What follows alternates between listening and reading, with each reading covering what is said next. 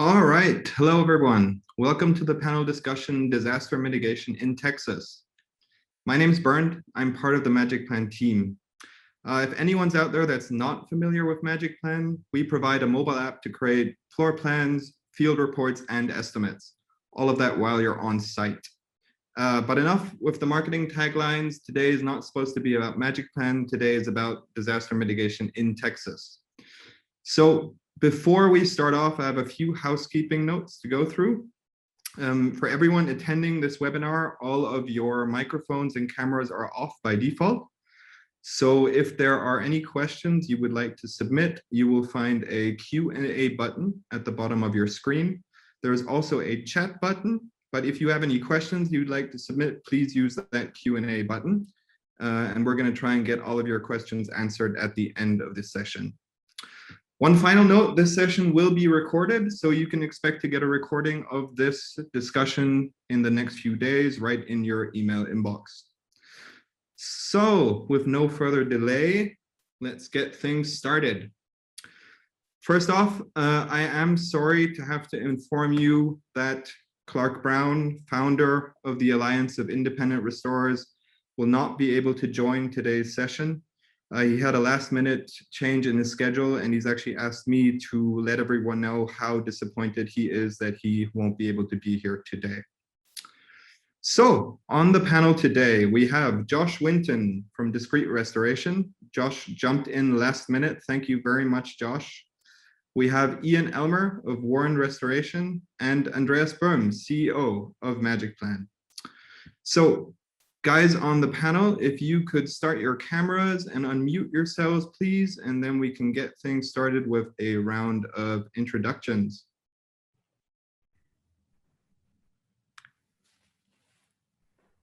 Maybe Ian, let's give Ian a sec for his camera.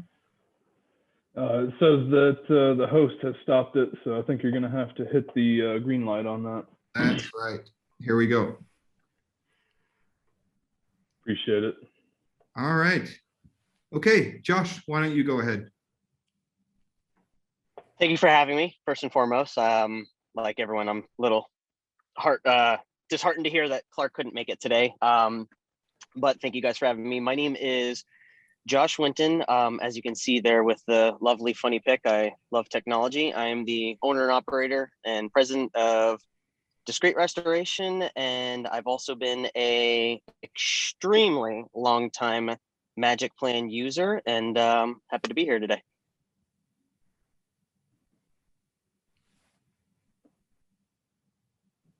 Ian, do you go next or me?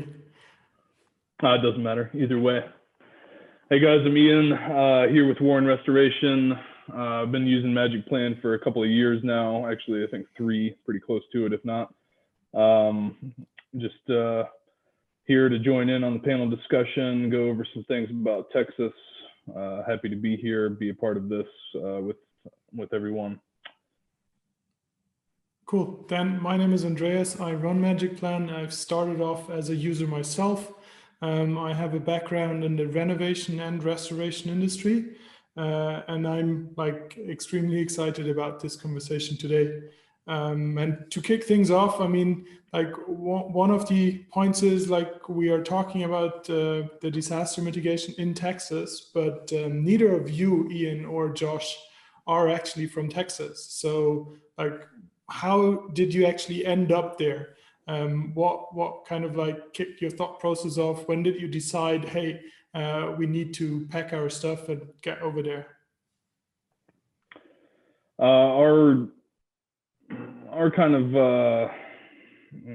I guess, push to go down there. I've got some family ties in Texas, a couple of contacts down there, but the biggest hitter, I guess, for us was Clark Brown. He's a great guy. He's got a huge contact list, likes to put a lot of people together. And between him and Josh, which is our CEO of Warren Restoration, they kind of had some talks over the weekend. It's probably a week and a half after the actual freeze happened in Texas. And Clark was able to put us in touch with some GCs that already had some projects that kind of got lifted off by some customers. So we went down there, flew by the seat of our pants for really lack of any other better terms. picked up a camper and just shagged on down the road. Yeah, that's so like Ian said, so Ian, it sounds like he took a much different role there with working with Clark Brown. So Clark Brown, for a lot of you guys out there that don't know, I mean, he fulfills much of a consultant position. He brings a lot of guys together, and I've heard great things about Warren Restoration, and indirectly, I mean, I know you guys pretty well. And we, meaning myself and some of my other colleagues and even some of my employees, took a little bit of a different role in Texas. General disclaimer, I was only there for 2 weeks, so got a lot of experience in that 2 weeks. But nonetheless, I'm sure, Ian, you guys were there, especially if you had a camper and everything, you guys were there quite a bit longer. But yeah. I fulfilled, and mine was similar. I got a phone call, asked if I could be on a plane that night, and I went up there with a separate environmental company. So I was there more so, rather than doing the remediation and restoration work, I was there fulfilling more of the assessment contractor / environmental consultant role. And just like Ian, I mean, it was many long days. Fortunately, we had roofs over our heads because there was definitely some shortage on housing there. Yeah, that was the thing. I mean, Ian, you said you packed your camper and drove over there? Yeah, it was a 18-hour drive with quite a bit of weight. Like, possibly weird question, and it was a couple of days after the storm had happened, but do you run all season or winter tires, or were you kind of like scared of kind of just driving off the road and then being stuck there yourself? Well, fortunately, I had a couple of my guys that are well versed in pulling, big things, so I didn't have to personally do that.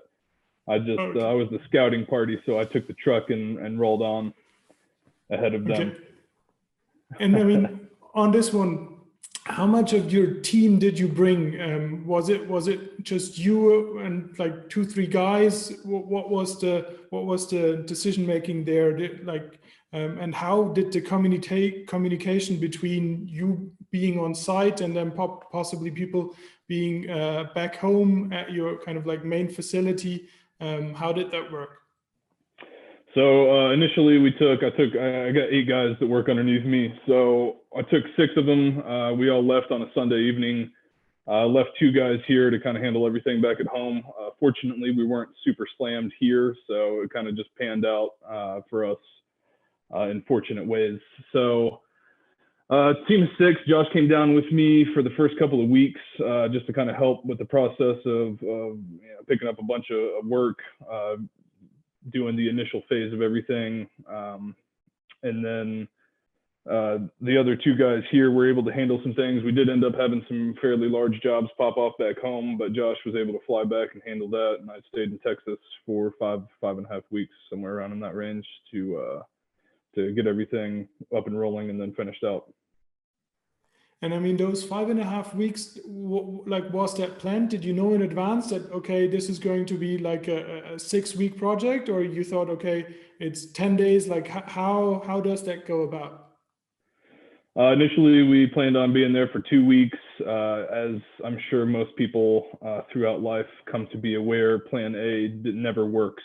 So, in those first 2 weeks, we picked up so many jobs. There was just no way to have an exit strategy at that point. Plus, there's kind of no reason. We spent a lot of money and time and resources in coming down in the first place. So we ended up just kind of prolonging until we came to a point where we could, effectively execute an exit strategy and not leave anybody hanging. And Josh, you basically took a somewhat different route. You said you were kind of doing the initial assessment and then going back. Can you tell us a little bit about that? Yeah. So that initially we were kind of one of the first responders, if you will, just like Ian and them were. So you've got the different sides of things, right? You've got the initial response, which is just you've got water everywhere. From these bursted water lines, bursted sprinkler lines. As Ian knows, there's different categorizations of water. Some of it you just jump in, you extract, you implement drying equipment, and just the clock begins. On some other instances, you've got some grossly contaminated water that needs to be dealt with accordingly. anything that it impacts or comes in contact with effectively needs to be removed. So to assist companies like Ian, and while Ian and I were both in Texas, I don't believe we actually crossed paths at all.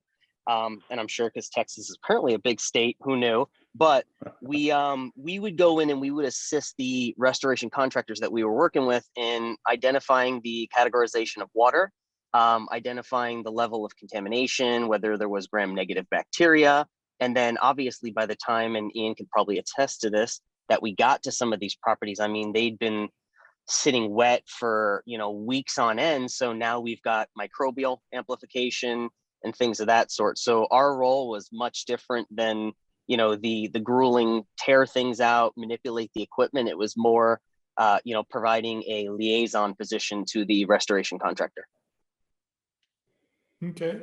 And then, I mean, like, obviously the initial event was because of the freeze, but I mean, did it differ in any way from other kind of like storm events where you end up going? I mean, was it different, the situation you found on site, because it was kind of like a frozen and bursting water pipes, or was it quite similar to, I don't know, when a hurricane strikes? Is there anything that you can kind of like talk about that you felt was specific to that Texas case?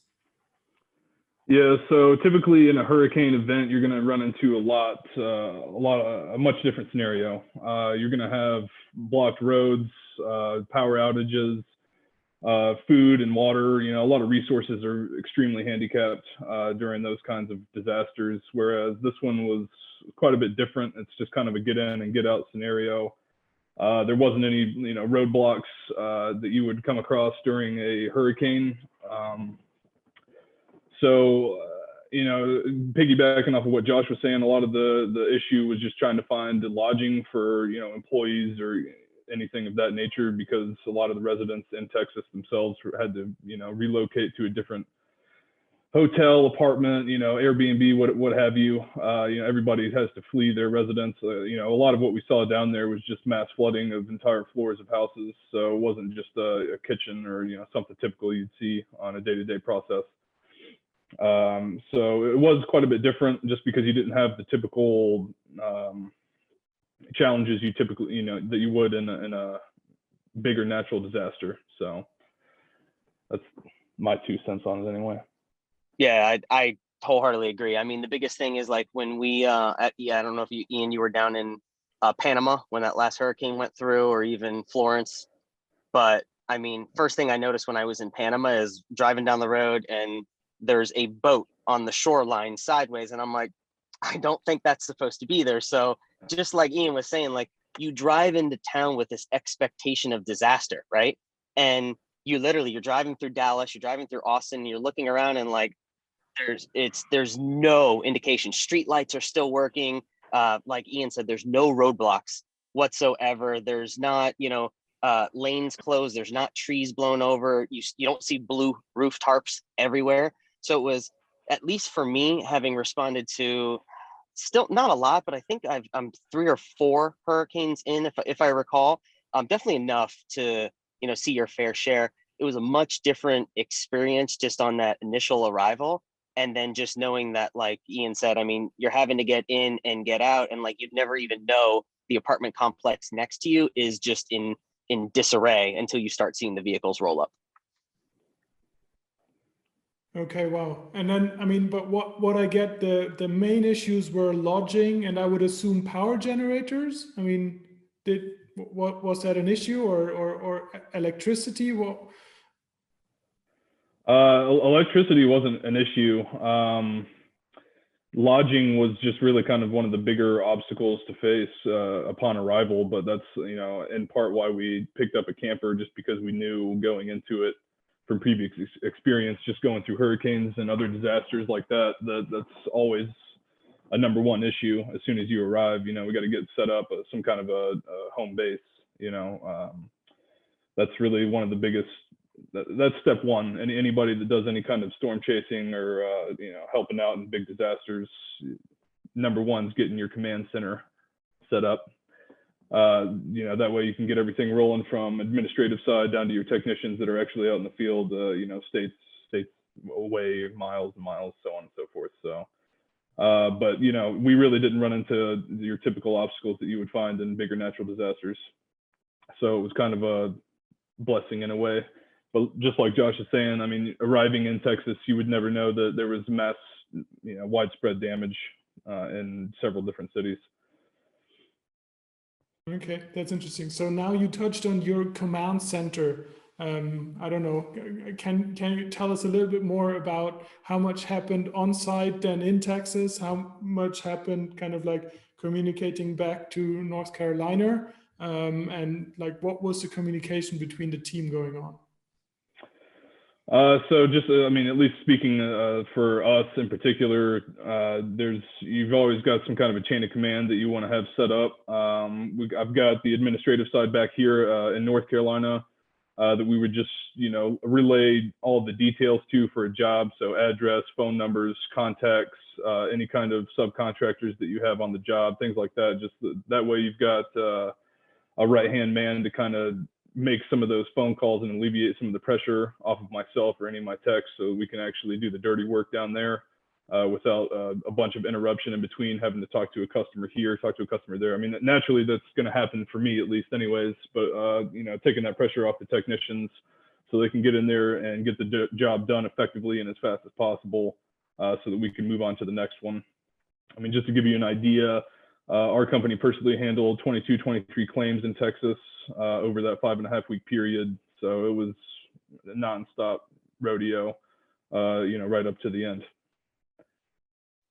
And for you, Josh, I mean, you said you were like those 2 weeks, like how did this handover happen between you and the other companies that you advised?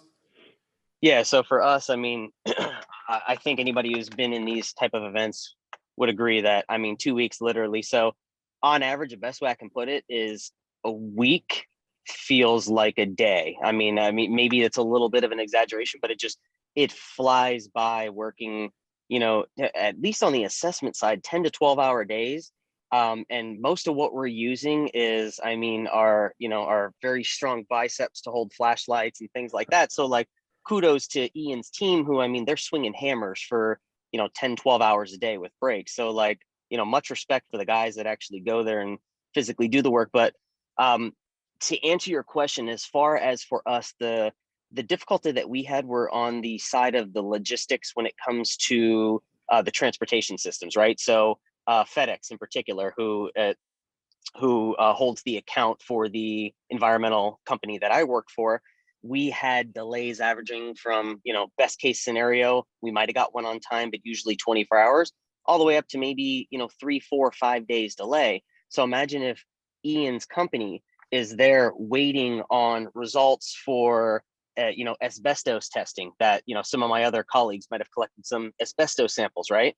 And they send those out and he can't start breaking walls until he's got those results, or the lead, or, you know, the classification of water. He's got to actually leave equipment there for a number of days, just basically, what's the word we're talking, Ian, what's the word? If we're not mitigating, we are drawing a blank. Where we're just waiting on results. There's a word. It's kind of been a holding pattern. That's there the you word. go. Stabilizing. There you go. I knew it. I couldn't think of it. I guess I need to get back into the field. But the problem is then you've got folks like Ian and other restoration companies that are running up these bills on the stabilization side. And, you know, nobody's going to say no to the money, but obviously, you know, the customers and the clients want quicker results on things. They want to get back into their loss of use is huge, at least in the commercial sector, let alone the apartment complexes. So that was the biggest challenge that we had. Most of us communications with, you know, the corporate office and things like that, that was pretty fluid. Emails seemed to be working fine, but the transportation logistics, that was the big hurdle for us. Okay. I think I like slowly go over into the Q&A session, and I have a few questions here that have been submitted to me. And one is like, were there any specifics with dealing with insurance adjusters, insurance companies in Texas versus where you originally deal with them? That wasn't a huge hurdle, jumped in front of every job that we landed, opened up that line of communication. There were some additional charges that we had just from being out of state. And, obviously the regional differences are going to be there from North Carolina to Texas. But those are just things that I have to deal with on a daily basis anyway. Just, insurance companies' number one job is to haggle that price down as deep as they can. So you just got to have your rebuttals ready based on the scope of work. Industry standards help out a lot with that, just knowing the S500 like the back of your hands. But, I guess really to wrap up, the answer to that question is I didn't really have too many hurdles. Out of the 22, 23 claims we had, I've got 3 that were a thorn in my side. The rest of them were, it was actually a pretty pleasant experience, which was surprising. Yeah, at least on our end, having, normally in these situations, the client is going to be the restoration contractor in most situations. Sometimes it'll be like, if we're working for a golf course or something like that, right? It might be the actual owner of the physical golf course that's the client. But in many situations, the restoration contractors are our client. So they're the ones like Ian that are dealing with the insurance carrier. But again, our goal as the environmental consultant is to set them up for success, right? So we're not going to necessarily want to go in and find all these things that are pre-existing damages, because then it just looks like, Ian's work is all for naught. But also coming from a regulated state in that, I live and work in South Florida. We're regulated by mold, asbestos, all of the above. It's a licensed state for mold assessment. It's a licensed state for mold remediation services. So for us, at least on my end, speaking for myself, I'm already used to being able to answer these questions. So if we had an adjuster that wanted to pick our brain on some subject matter, I mean, for me, it like Ian said, it was no different. Okay, then you touched on a topic, Josh, that also came in from the questions that we received previously. I mean, in terms of obviously we saw flooding, but then as it was kind of like coming from an extreme cold rather than warm water or rainfall, I mean, was it the similar troubles and topics with mold as actually the heating doesn't work or wouldn't work and it was cold, or was there a kind of like a difference in the kind of like after effects of the actual disaster striking? So I'll start off, Ian, if you don't mind. Go for it, man.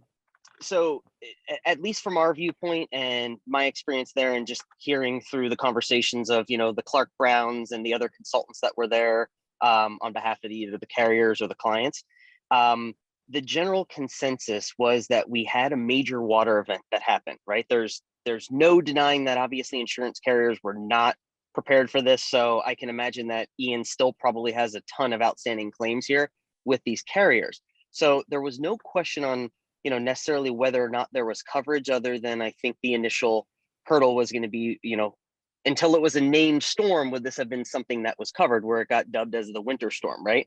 But when it comes to the physical growth that took part, as far as the microbial amplification and, even the formation of bacteria and things like that, nobody could refute the fact that when you have a water event that happens, and I know Ian said that there were no power struggles, and I agree with him.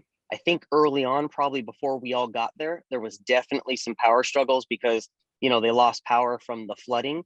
But by the time I'm sure he got there with his troops, things were starting to get dried out. Power was being restored in some areas. Still no comparison to hurricane type damages, but you have a major water event, whether it's clean water, category 1, or grossly impacted from a sprinkler line, category 2/3.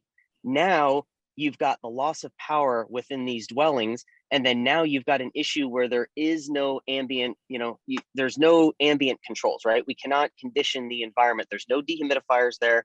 There's no air conditioning systems. So now we've got all these wet materials that are sitting, and then unfortunately they turn to mold. So as far as really seeing the coverages on it, when it comes to insurance, I mean, you have to have a quote unquote sudden and accidental loss that can be attributed to the formation of mold. And I mean, we had plenty.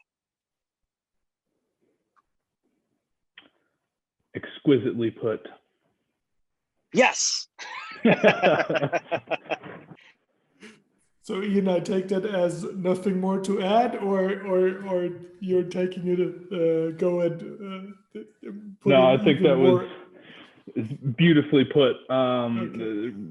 I guess the only thing I could even possibly piggyback off of on that is the initial phase of why the damage was so widespread and why the numbers on the total cost of the damage at the end of the day was largely attributed to Texas residents losing power, the power grids failing for 48, 72 hours, and then even longer in some cases, or actually probably in a lot of cases. But I know that a fair majority, your big inner city, Houston, Dallas, Austin, San Antonio, at minimum 48 hours out of power at the same time that the pipes were freezing and busting. So it led to a lot of problems and definitely to a lot of mold growth along the way, especially the farther out that the jobs took to get handled by any kind of professional.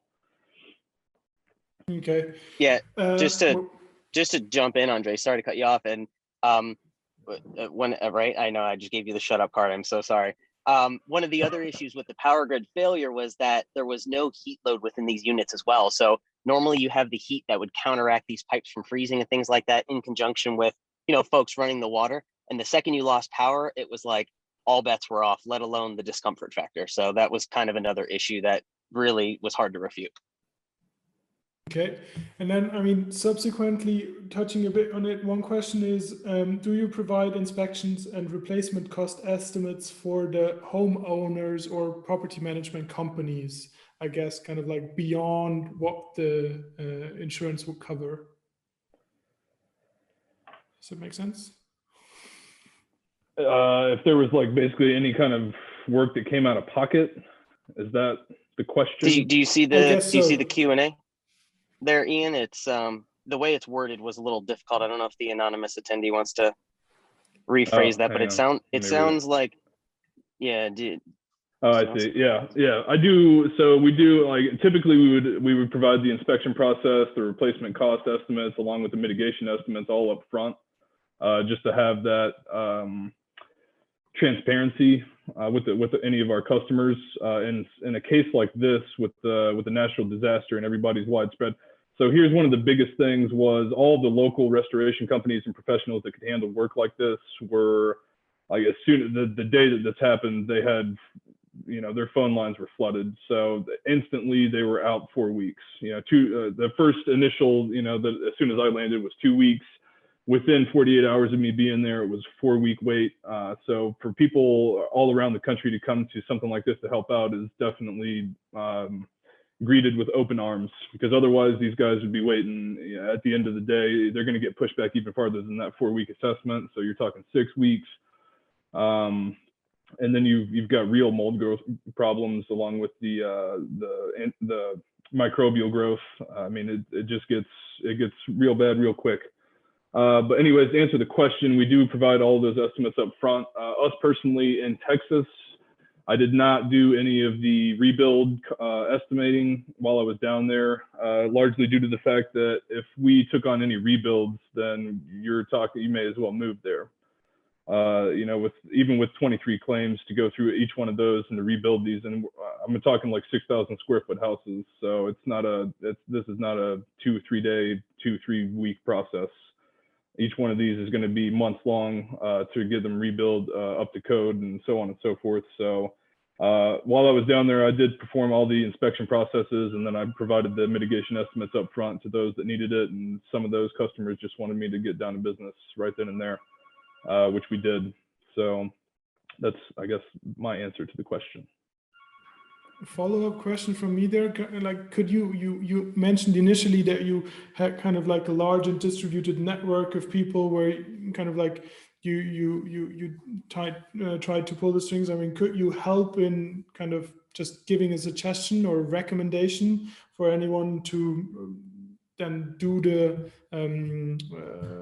final build up to specification again? Or it was just, then it's really far off home and then you're gone afterwards?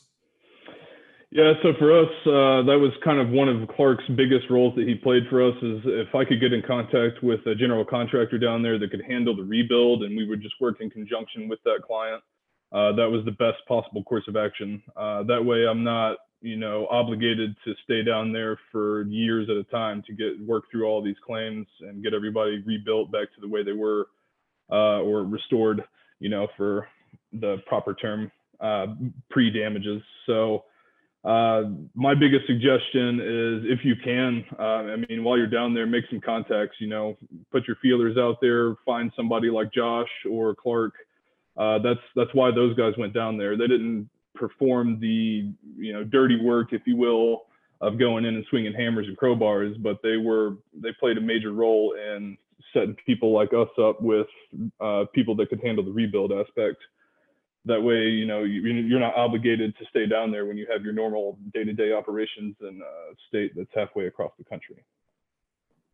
And just to add clarity on what Ian's talking about, and also just to kind of further draw that line in the sand, when it comes to consultants, and I still very much consider myself a junior level consultant, if you will, right? Like, I've got a lot of environmental experience just through being a mold remediation contractor for 15 years. But when it comes to the role that I played in the consultant side, just for any of the listeners out there, I was there as an environmental consultant, right? So it was my job to provide assistance on classifying the areas impacted, if you will, right? The total scope of service, moisture mapping, classification of water, things of that sort. Whereas you had the Clark Browns of the world, who, Ian had the liberty of working with, that were there to be a consultant to the restoration contractor, right? So when you compare the two, somebody like Clark Brown is going to be your large loss consultant, right? Having worked with large companies, I don't know if he wants me to share with whose those were, but having worked with large loss response companies in the past, Clark Brown has a wealth of information that I wish, and I only hope I can possess at some point. And that's going to be hugely valuable, like Ian said, to somebody coming in, if it's your first storm. If you are considering doing this, if that was part of your question, Andres, and if it wasn't just exclusive to the rebuild side, anybody that is considering doing this, definitely come in. I, for one, came in as the freebie. I was just like, hey guys, I don't want to be paid for this. I just want the experience. And I got to go down there, and 2 days of karaoke really sets you up for success. And then from there, we got into doing the work and everything. But like, I would say, don't go down there just planning on attacking the world. You really need the logistics in place. And having never responded as a restoration contractor, I won't even try to comment on that. But even as the environmental consultant, you need money for housing, you need money for meals, especially if you're like me and you're not being paid out per diem per day, but billing for it. It's just, there's a lot of logistics.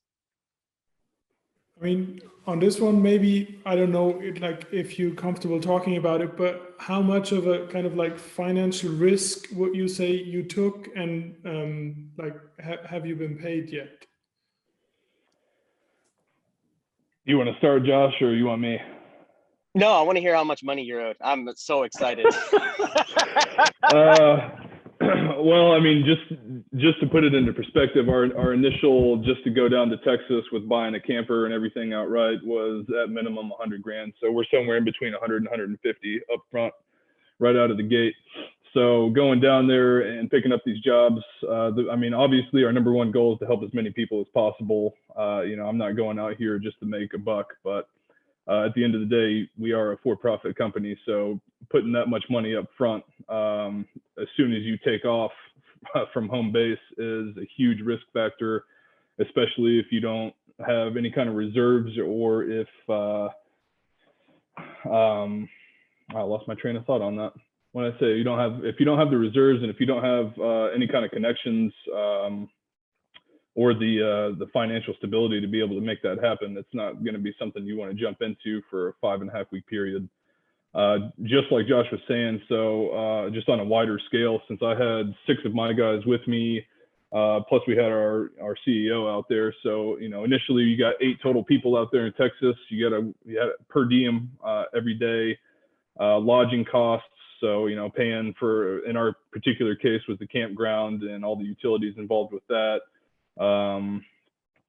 the list kind of builds up very, very quickly. And that's just on the administrative side. Then you start talking about the costs for paying all your guys, the labor to go out there for extremely long hours every day. So you're going to rack up overtime extremely fast also. I mean, you know, you're talking 200 hours within a 2-week period at minimum. So it's, you come up with, or you come out of pocket a lot. And as far as getting paid right now, we're probably at a 60% closed out of the 23 claims. So we still got a lot of the large ones are still outstanding, just like Josh is saying. So it's a huge upfront risk with a long-term payout. So if you look at it like the stock market, it's the long game. High risk, high reward. Yeah. That's the name of the game. You want to play the dollar tickets or the penny slots, you're not going to win big. But like for us, Andres, like I just did some quick math here, and somebody who is maybe fulfilling a owner operator position like me, whether you're a consultant or just an assessment contractor or what have you, I mean, over the 2-week period, at a minimum, I'm probably about 5,600 in on costs. You're looking at probably $300 to $400 a day. Accrual costs, which is going to be everything from your hotel stay, which is going to be anywhere from 100 to 150 a night, depending on where you're staying, and you know, if that's somewhere you'd actually want to stay, to the cost of fuel getting around there. Fortunately, there weren't a lot of roadblocks and heavy traffic because, as Ian will probably tell you, you got to double everything when you're talking that, plus the shortages of fuel. But you know, fuel, you're talking 25 to 50 bucks a day. All of your meals, depending on if you like to be a big eater and you're a foodie like myself and like to experience, or if you just want to, you know, hit Walmart bologna sandwiches. And then you've got not even including your sample media, right? So if you go and you're taking 3 samples a day, plus your shipping costs, you got to factor all that in. So on the consultant side, specific to environmental consulting, you're looking at a fraction of what these guys are, because even, you know, when I had to pay my one employee that was there, obviously he's not waiting to get paid like, you know, folks like Ian and I are. We're mostly paid up on what we're doing. The benefit to us is obviously Ian's dealing with many companies, we're dealing with one exclusively. So for me, it's not a fair comparison, but probably the environmental company that I was working for, I don't doubt that they have quite a bit of accounts outstanding still. Okay. Then I think to wrap it up, what was the most challenging project that you encountered there? What was the, like you talked boats on streets and hurricanes, what was the equivalent in Texas? Hard to come up with an equivalent compared to a hurricane, but I guess the most challenging project is, that's a good question. I guess there was a couple of different scenarios. I didn't really run into one that was just an absolute, you know, brain teaser, you know, something I had to step back and really think about and have any kind of consultation on. But we did have, our last job was a 6,000 square foot house that was fire suppression system went off. So just like Josh is saying, that at that point, you're talking category 2 or 3 at minimum. And by the time that one got popped off, it's category 3 just because of the rate of bacteria growth, scientifically speaking. So that was a wide range of demo. So it wasn't the full 6,000 that was affected. It was the bottom floor, which is 3,200 square feet, all affected by the fire suppression system. So everything came down to studs in quite a few of the rooms. There was actually probably four rooms out of the 16 on the bottom floor that, you know, still had drywall when we were done. So at that point, it's a lengthy process to go through. You know, it's time consuming. So at the final stages, there was a lot of stuff that came up with some of the guys. So I'm down to 3 people plus myself. So that was a job that I also picked up a hammer on, which, as Josh can probably attest, that doesn't happen very often. Once you reach a certain position, you're more used for your brain power than you are your physical strength. Luckily, I'm a giant. So anyway, I did pick up a hammer on that job. So I went down, we did some demo. We also had a demo crew that we picked up while we were down there to kind of help out with the staffing logistics. And then past that, it was all using our brain power for, you know, just simple calculations to throw down the drying equipment. I didn't really have any amazing story to come out of Texas with as far as a job that really took me for a loop, but it was still a big loss, especially for residential. No broken nails, no stub fingers, nothing. You didn't No, chip man. nothing. I came out with a Oh, couple wow. of scratches on my skin, dude. I'm a pretty boy. There you go. There you go. You got to take pictures. That way the guys know what happened. There you go. For me, Andres, I'd say the only thing, and I don't know if Ian, if you showed up to any, did you guys show up to any jobs that there was previous restoration on and you took over for a restoration contractor that maybe was done poorly? Yeah, there was one. I didn't get any other ones that somebody had already been on, but I did pick up one from, the green. The anonymous. And, Gotcha. Yeah. You gotta do that. Come on now. We know better. Yeah. All right. So, but like Ian was just saying, Andres, that was probably the biggest challenge. Again, there is no, boats and just chaos because it's not a hurricane. The biggest challenge, again, and you run into this back home as well, is when one company picks up the hammers first and they start executing work, and then it gets shifted over to another company. I would think that makes the consultant's role harder for us as the environmental consultant. For us, it's a little bit challenging because we don't know what materials were there first. For somebody like Clark Brown, I have to assume that now he's coming in, and now all of a sudden the idea is, all right, we've already invested 50,000 into XYZ restoration company. I need you guys to be able to do this for less or whatnot, which then puts, that pressure on folks like Ian to produce. But for us, it was just basically when one company was in there, and then to make matters worse, I mean, we showed up to some projects, and we'll not give any names, but like we had air movers, which is the technical term we use for fans in our industry, that were actually blowing on either moldy materials, which is a big no-no, or something that's more common just because, unfortunately, there's just definitely a lack of training somewhere along the lines, is going to be when you have grossly impacted water that comes from a sprinkler line. Realistically, you should not be putting any form of air movement on that surface. And unfortunately, we show up to projects and XYZ company has air movement on there. And then now you have a company like Ian's company or some other company come in saying that this is all done wrong. And now you have the difficulty of putting that homeowner or property owner's mind at ease, because unfortunately things were done wrong, but you don't just want to seem like you're saying that like, oh, I could do it better, he did it wrong. No, fundamentally and factually, based on our standard, they did it wrong. And I think it's the additional time it takes to explain it, which makes it so difficult. We only had one or two of those. Sounds like Ian only really had one of them. So I think overall for the both of us, it was probably one of the more successful storm events. Okay, good. Like my very own question that stuck in my head, Ian, is that you were 6 or 7 people in the trailer. That's what you hinted at. Yeah. Our CEO stayed in a hotel, and I was at least offered one, but I'm more of the kind of leader that's going to be in the trenches with my guys. So it was fun, dude. Yeah, we had some snuggle parties.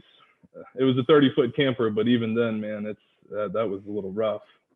Okay, cool. I think that is,